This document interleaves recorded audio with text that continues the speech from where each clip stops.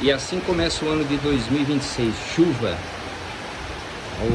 A palavra de Deus fala que Deus manda chuva para os maus e para os bons.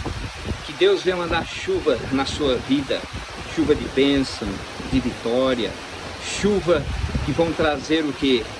Fartura, alegria, glória. Olha só que maravilha. Olha que chuva.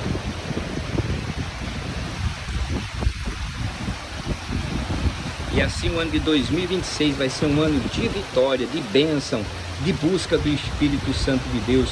Buscai primeiramente o reino do céu e sua justiça, e as demais coisas nos serão acrescentadas. Que o Senhor venha te abençoar, que o Senhor venha te guardar e que o Senhor venha te proteger.